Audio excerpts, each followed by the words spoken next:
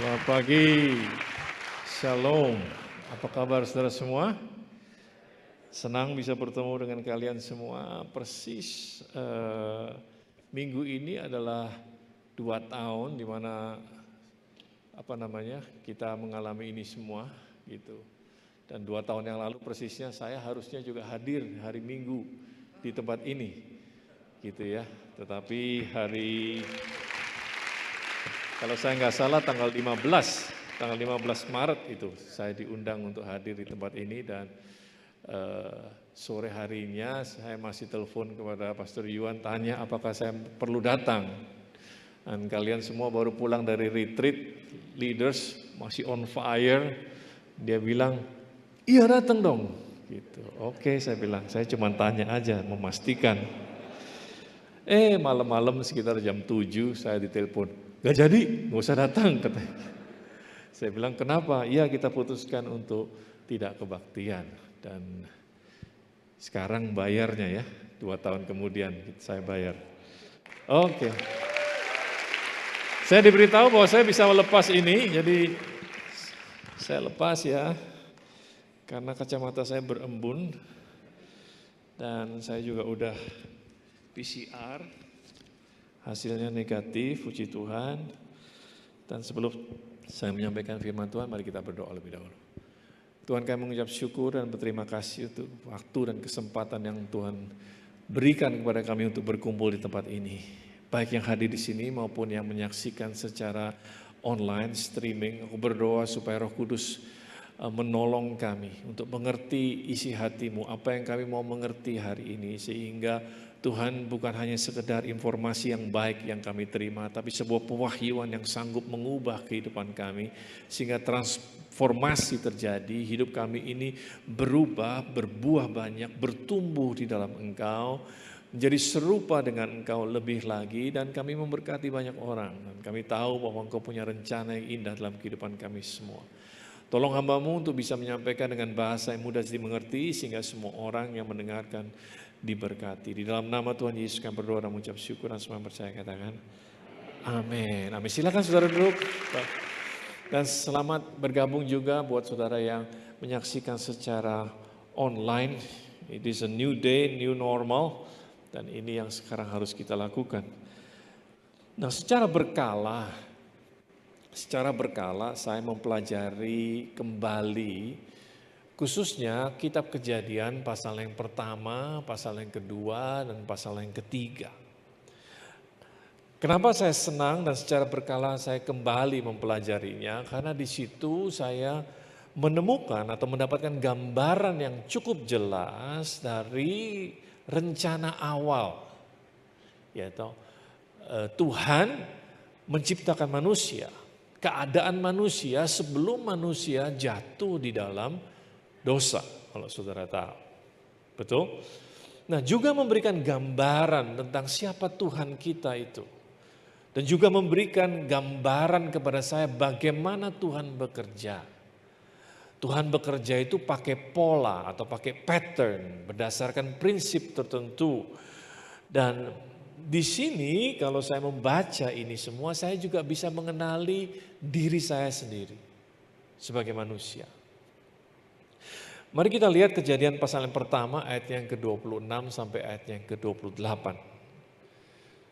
Sebagai contoh saja saya mau berikan kepada saudara, dikatakan berfirmanlah Allah, baiklah kita menjadikan manusia menurut gambar dan rupa kita, supaya, perhatikan, mereka berkuasa atas ikan-ikan di laut dan burung-burung di udara dan atas ternak dan atas seluruh bumi dan atas segala binatang melata yang merayap di bumi. Nah, saya mau berhenti sampai di sini lebih dahulu karena di sini di ayat ini Tuhan sedang membuat rencana. Rencana ada sebelum manusia Dia ciptakan. Dan jelas di sini kita baca bahwa manusia ini diciptakan serupa dan segambar dengan Allah. Jadi sebelum manusia diciptakan, Tuhan sudah punya rencana lebih dahulu atas manusia tersebut. Jadi Tuhan tidak menciptakan kita dengan sia-sia. Dia menciptakan kita dengan tujuan yang pasti. Nah kemudian ayat 27 kita baca bahwa maka setelah rencananya jadi, komplit, rencananya bagus, selesai, maka Allah menciptakan manusia itu menurut gambarnya. Menurut gambar Allah diciptakannya dia, laki-laki dan perempuan diciptakannya mereka. Jadi setelah rencananya jadi, baru kemudian ditindaklanjuti, baru kemudian manusia diciptakan sesuai dengan apa yang sudah direncanakan. Nah, karena kita ini diciptakan serupa dan segambar dengan kita, demikianlah kita juga bekerja. Betul apa tidak? Sebelum kita melakukan segala sesuatu, kita berencana lebih dahulu. Betul apa tidak? Ya, sebelum kita menciptakan segala sesuatu atau membangun segala sesuatu, kita berencana lebih dahulu. Semakin matang rencana tersebut, semakin besar kemungkinannya untuk berhasil. Betul apa tidak? Karena kita ini diciptakan serupa dan segambar dengan Tuhan. Nah, kemudian di ayat yang ke-28, jadi itu urut-urutannya ya. Urut-urutannya rencana ada lebih dahulu, kemudian penciptaan, yaitu manusia ada, kemudian tahap yang berikutnya di ayat 28, Allah memberkati mereka. Allah memberkati mereka. Lalu Allah berfirman kepada mereka, beranak cuculah dan bertambah banyak. Penuhilah bumi dan taklukkanlah itu. Berkuasalah atas ikan-ikan di laut dan burung-burung di udara dan atas segala binatang yang merayap di bumi. Nah, di ayat 28 kita lihat bahwa Tuhan sendiri yang memberitahukan rencananya kepada manusia. Ini sangat penting untuk kita mengerti, Tuhan sendiri yang punya rencana, dia yang punya kepentingan untuk memberitahukan rencananya, memastikan manusia mengerti apa yang menjadi kehendaknya. Dan kalau kita perhatikan, ayat 26 itu diulangi lagi di ayat 28. Ayat 26 itu manusia belum diciptakan. Ayat 28 manusia sudah ada. Dan Tuhan yang berinisiatif memberitahukan kepada manusia apa yang menjadi rencana dia. Sehingga saya bisa ambil kesimpulan, kalau Tuhan yang punya rencana, biar Tuhan yang repot. Loh, betul apa tidak? Kalau Tuhan yang punya rencana, biar Tuhan yang repot. Sama juga, kalau Pastor Yuan punya rencana gitu, ya toh, untuk kalian semua, dia pasti nggak diam saja. Dia pasti akan memberitahukan kepada saudara apa yang menjadi rencananya. Sebab kalau dia tidak berbicara, dia tidak mengkomunikasikan, saudara nggak mungkin tahu apa yang sudah atau rencana yang sudah dia buat. Betul apa tidak?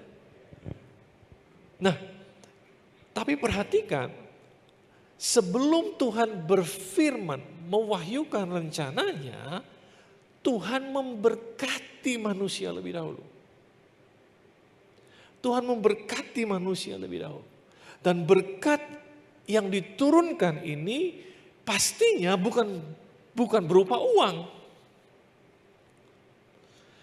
Berkat yang diturunkan ini pastinya bukan berupa barang. Tetapi berkat yang diberikan ini, yang diturunkan ini berupa kemampuan. Ability, kemampuan agar manusia mampu menjalankan rencana Tuhan. Sebab Tuhan tidak akan meminta manusia untuk melakukan sesuatu yang dia tahu manusia tidak mampu lakukan.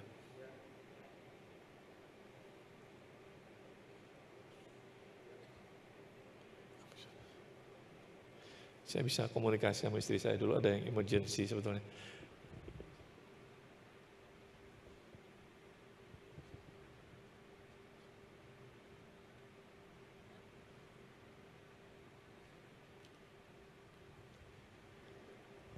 Alright. I'm sorry, ada sesuatu yang emergency yang harus dilakukan.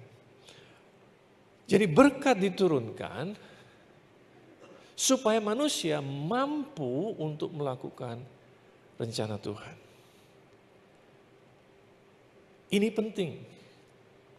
Apa urut-urutannya tadi? Pertama, rencana ada lebih dahulu. Kedua, pelaksanaan manusia diciptakan, betul ya? Ketiga, fase yang ketiga adalah Tuhan turunkan apa? Berkat. Tetapi berkat bukan tujuan utama. Kita nggak bisa berhenti di berkat. Halo? Berkat bukan tujuan utama. Berkat itu alat pembantu. Berkat itu supaya apa? Supaya manusia bisa melakukan apa? Rencananya. Makanya kemudian Tuhan bilang begini, ada tambahannya. Ada tambahan.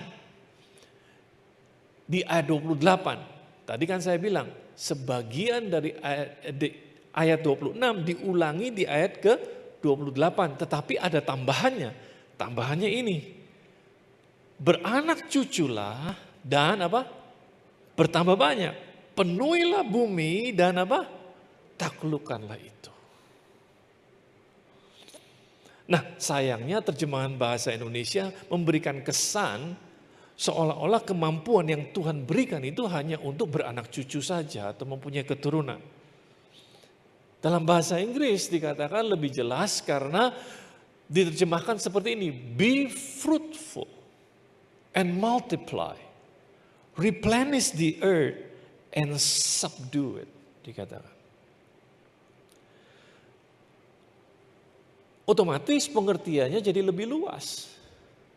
Artinya Tuhan bukan cuma sekedar memberikan kita manusia kemampuan untuk mempunyai keturunan saja, tetapi juga untuk menaklukkan bumi dan ciptaan Tuhan lainnya.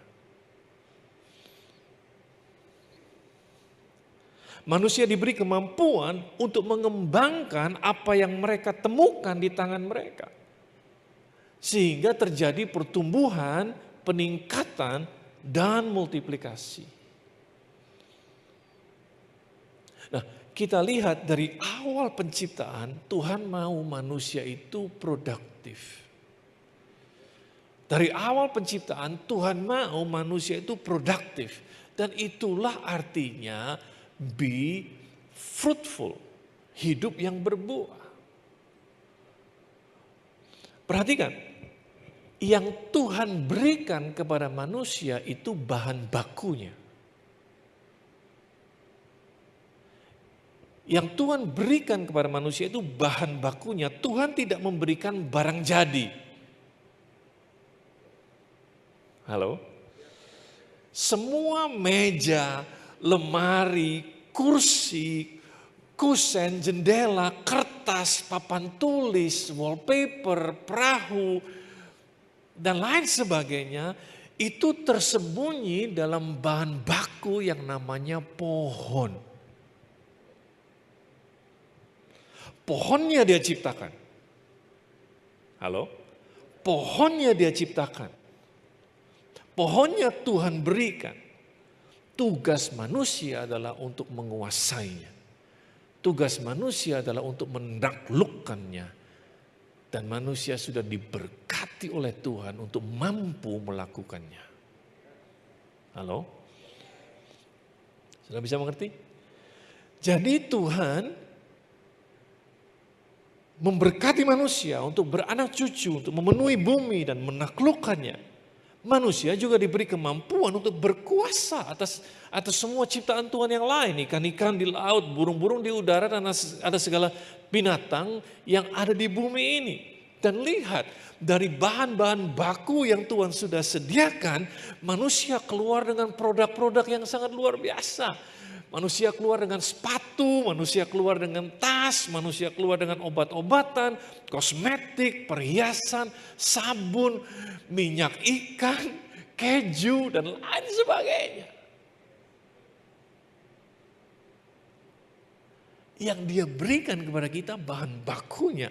kemudian dia berikan kemampuan untuk kita, dan dia tunggu kita mengembangkannya, mengembangkan apa yang Tuhan sudah berikan kepada kita. Tuhan memberkati manusia untuk mengubah bahan baku menjadi sebuah produk. Dan ingat, uang adalah nilai finansial dari semua produk yang dihasilkan. Halo? Jadi berkat Tuhan tidak dalam bentuk uang, tetapi dalam bentuk kemampuan untuk berkreasi, untuk menghasilkan produk. Minta maaf, kalau yang berpikir bahwa berkat itu bentuknya hanya uang atau barang dan lain sebagainya. No. Tuhan berikan kepada setiap kita kemampuan. Makanya dalam kitab Ulangan 8 ayat 18 katakan seperti ini. Ulangan 8 ayat 18, tetapi haruslah engkau ingat kepada Tuhan Allahmu, sebab dialah yang memberikan kepadamu kekuatan untuk memperoleh kekayaan. Dengan maksud meneguhkan perjanjian yang diikrarkannya dengan sumpah kepada nenek moyangmu seperti sekarang ini. Dalam bahasa Inggrisnya lebih jelas lagi, diberikan ability to produce wealth. Jadi yang Tuhan berikan bukan wealth, yang Tuhan berikan bukan kekayaan, tapi yang dia berikan adalah ability, kemampuan. Itulah berkat yang dia turunkan. Nah, kembali ke kitab Kejadian. Setelah Tuhan menciptakan manusia, Tuhan kemudian membuat taman. Namanya Taman Eden. Nah, bayangkan ini taman bukan dibuat oleh tukang tanaman. Taman ini dibuat oleh Tuhan sendiri. Tuhan yang penuh dengan kemuliaan, Tuhan yang indah, Tuhan yang majestic, Tuhan yang luar biasa pencipta langit dan bumi, menciptakan semua tanaman. Menurut saudara, Taman Eden itu indah atau indah banget? Tuhan sendiri yang membuat taman ini. Dan Tuhan gak main-main. Indahnya luar biasa, bahkan kalau kita baca digambarkan dalam Taman Eden itu ada berbagai macam pohon-pohonan dan tanaman yang menarik dan bagus. Dan kemudian di sana ada sungai yang terpisah, terbagi menjadi 4. Di situ dikatakan ada emas, ada batu krisopras dan lain sebagainya. Bayangkan kalau Tuhan bikin taman gak main-main, emas geletakan di situ. Nah, yang menarik adalah Kejadian 2 ayat 15. Tuhan Allah mengambil manusia itu dan menempatkannya dalam Taman Eden untuk mengusahakan dan memelihara taman itu. Perhatikan, Taman Eden ini adalah milik Tuhan. Namun dipercayakan kepada Adam untuk mengelolanya. Taman Eden adalah proyek pertama yang Tuhan berikan kepada manusia untuk belajar mengembangkan apa yang dipercayakan kepada dia. Mengembangkan apa yang ditemukan di tangannya. Karena memang Tuhan sudah memampukan manusia untuk berbuat demikian. Tuhan sudah mendesain manusia untuk mampu melakukan rencananya. Tuhan mau manusia belajar untuk mengelola dengan baik apa yang Tuhan percayakan kepada dia. Dan inilah yang disebut dengan stewardship. Stewardship adalah tugas dan tanggung jawab untuk mengelola dan memelihara serta mengawasi milik orang lain. Itu stewardship. Orang yang mengerjakan tugas tersebut disebut steward atau manager atau penilik atau overseer. Nah, stewardship adalah salah satu kemampuan yang kita perlu punya untuk dapat berhasil dalam mengarungi kehidupan.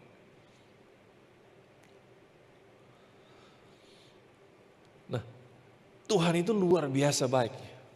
Yang percaya katakan amin. Dia bukan cuma sekedar memberi tugas, tapi dia juga kasih tahu bagaimana caranya. Caranya ada dalam Kejadian 2 ayat 15 tersebut. Disuruh mengusahakan dan memelihara.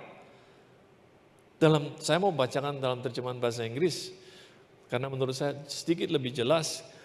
Dalam Kejadian 2 ayat 15 tersebut dikatakan, The Lord God took the man and put him in the Garden of Eden to work it and to keep it. Dalam terjemahan lain dikatakan to cultivate it and to maintain it.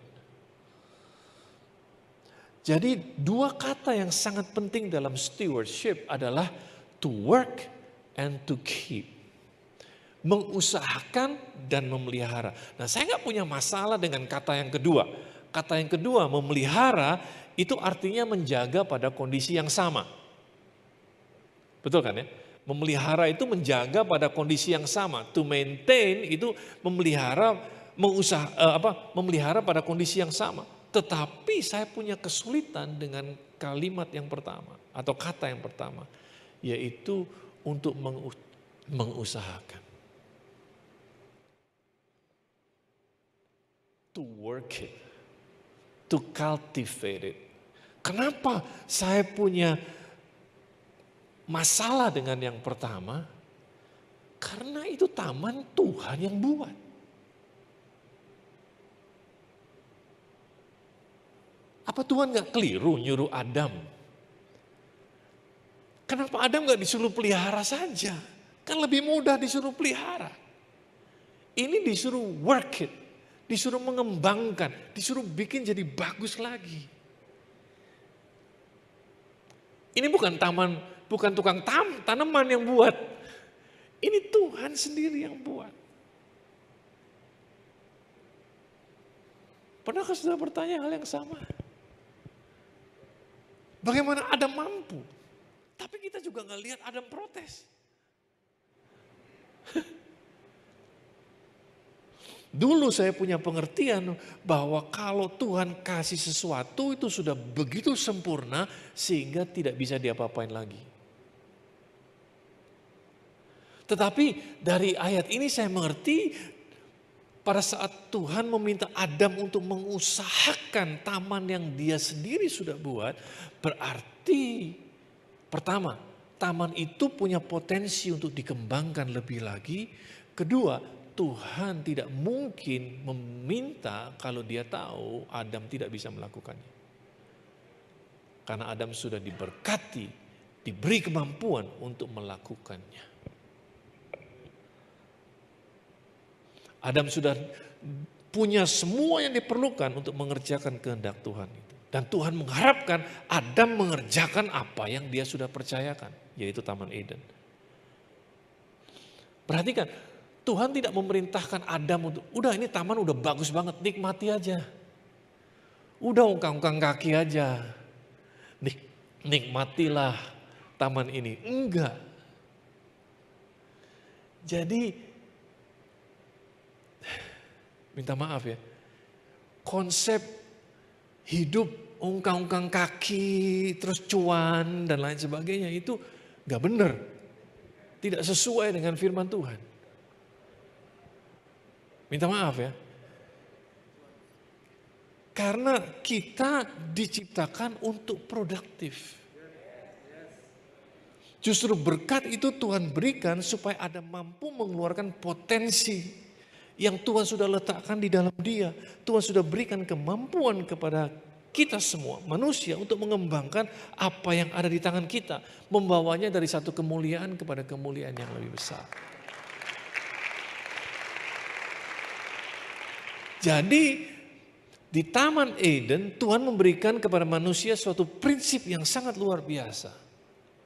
Prinsipnya bunyi begini, cara yang terbaik untuk dapat memelihara sesuatu adalah dengan terus mengusahakannya. Dengan terus mengembangkannya. Atau kalau mau bahasa Inggrisnya dikatakan the best way to keep something is to work it.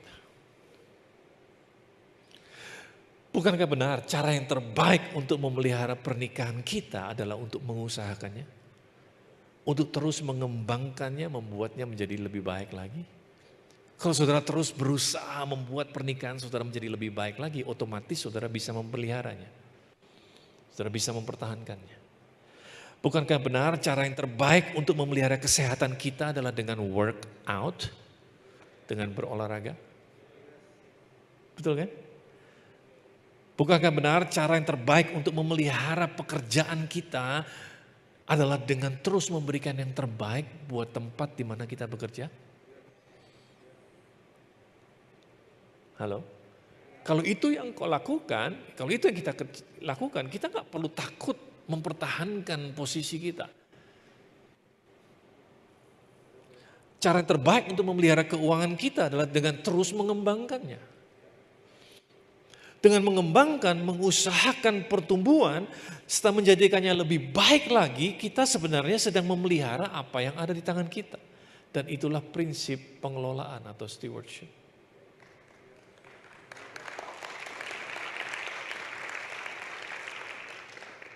Nah, apa hubungannya dengan kita? Eden ini kalau saudara lihat artinya adalah kesenangan atau tempat yang menyenangkan atau pleasure. Tuhan mempercayakan Eden kepada kita semua. Taman Eden kita bisa jadi bentuknya pernikahan kita.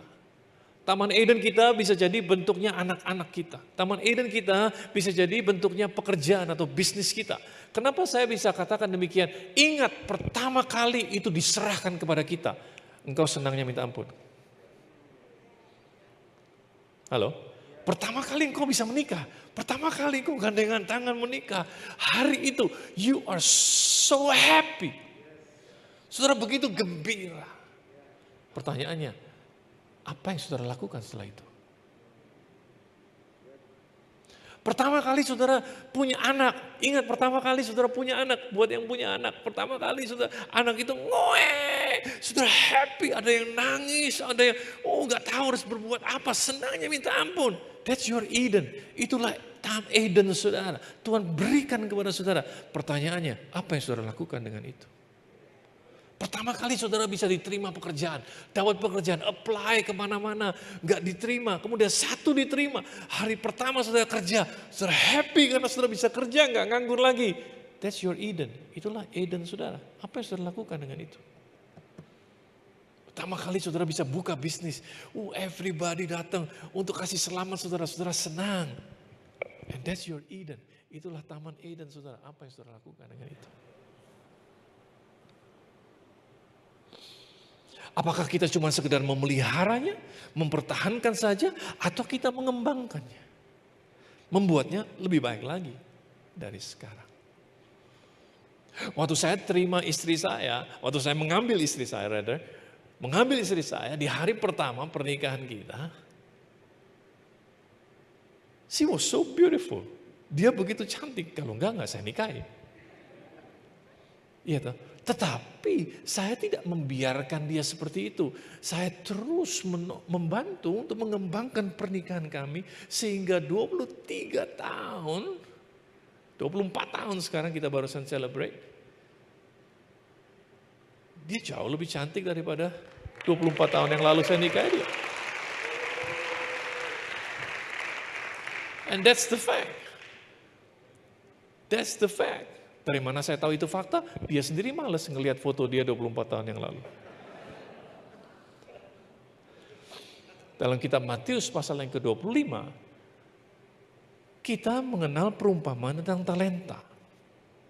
Dikatakan ada 3 orang hamba yang dipercaya talenta dengan jumlah yang berbeda oleh Tuhan mereka. Masing-masing diberikan sesuai dengan kapasitas mereka. Saudara tentu tahu perumpamaan ini. Talenta itu bukan milik mereka, milik Tuhan mereka, tetapi dipercayakan kepada mereka. Hamba yang dipercayakan 5 talenta dan hamba yang dipercayakan 2 talenta menjalankan talenta tersebut. Put it to work. Sehingga beroleh 5 talenta lagi dan beroleh 2 talenta. Sedangkan hamba yang terima 1 talenta hanya menyimpan, hanya memelihara saja, tidak mengusahakannya. Nah perhatikan apa yang tuannya katakan kepada hamba tersebut setelah dia Kembali, ayat 21 dari Matius 25, maka kata tuannya itu kepadanya, baik sekali perbuatanmu itu, hai hambaku yang baik dan setia, engkau telah setia dalam perkara kecil, aku akan memberikan kepadamu tanggung jawab dalam perkara yang besar. Masuklah dan turutlah dalam kebahagiaan Tuhanmu. Dalam perumpamaan ini kita mendapatkan pengertian apa yang Tuhan maksud sebenarnya dengan kata setia. Karena setia, pengertian setia menurut Tuhan berbeda dengan setia menurut kita. Setia yang Tuhan maksud itu adalah produktif. Setia yang Tuhan maksud itu sifatnya aktif. Memakai kemampuan yang Tuhan sudah berikan kepada kita untuk mengusahakan dan memelihara dan supaya terjadi peningkatan atau multiplikasi. Bukan hanya diam saja, pasif seperti hamba yang punya 1 talenta. Bukankah perumpamaan yang Yesus beri ini sama prinsipnya dengan apa yang kita bahas dalam kitab Kejadian? Halo? Luar biasa bukan? Saya minta tim musik bisa naik ke atas karena saya sudah mau selesai. Akhirnya Tuhan yang mempunyai talenta memerintahkan untuk talenta yang dipegang oleh 1 hamba ini diberikan kepada yang punya 5. Dan sekarang hamba yang punya 5 ini akhirnya mengelola 11 talenta. Dan dari sini saya dapat prinsip lain lagi, di mana kita akan kehilangan apa yang tidak bisa kita kelola. We will lose what we cannot manage. Dan hal ini berlaku dalam setiap area kehidupan kita. Kita akan kehilangan kesehatan kalau kita tidak bisa mengelolanya dengan baik. Kita akan kehilangan uang kalau kita nggak bisa mengelolanya dengan baik. Kita akan kehilangan kebahagiaan rumah tangga kalau kita nggak bisa mengelolanya dengan baik. Kita akan kehilangan pengaruh, kita akan kehilangan bisnis, kita akan kehilangan pekerjaan, kita akan kehilangan waktu, kita akan kehilangan persahabatan, dan kita akan kehilangan apa yang tidak bisa kita kelola. Nah sebaliknya, kalau kita mengerjakan apa yang ada di tangan kita, put it to work. Ingat prinsip yang pertama tadi, the best way to keep something is to work it. Cara yang terbaik untuk memelihara sesuatu adalah untuk mengusahakannya. Maka kita bukan hanya dapat memelihara, tetapi kita juga dapat mengembangkan, membuatnya menjadi bertambah baik, bertambah banyak. Sehingga kebahagiaan dalam rumah tangga bertambah. Kita menjadi tambah sehat, pekerjaan dan bisnis berkembang, pelayanan pun jadi lebih baik lagi. Dan itu yang Tuhan sebut dengan setia. Kalau kita berhasil mengembangkan apa yang Tuhan percayakan kepada kita. Dan itu yang disebut dengan berbuah banyak. Sehingga nama Bapa dipermuliakan di dalam pekerjaan kita. Ini ayat saya yang terakhir, Yohanes 15 ayat yang ke-8. Dalam hal inilah Bapakku dipermuliakan, jika kamu berbuah banyak. Dan dengan demikian kamu adalah murid-muridku. Jadi teman-teman di GBI Gilgal, bangkitlah. Saudara dapat melakukannya.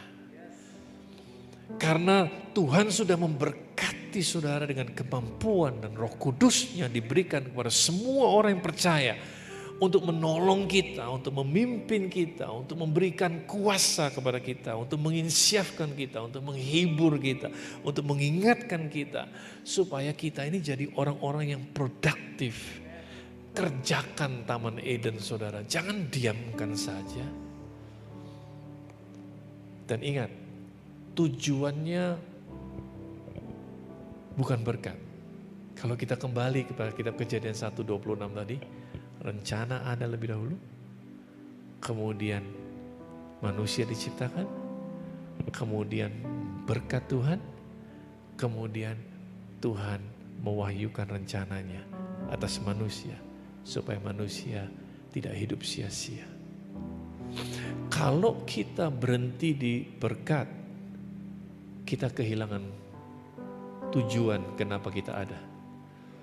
Tapi kalau kita tujuannya adalah untuk menggenapi rencana Tuhan, pasti kita ketemu berkat. Kalau kita berhenti di nomor 3, kita nggak ketemu nomor 4. Kalau kita menuju nomor 4, pasti kita lewat nomor 3.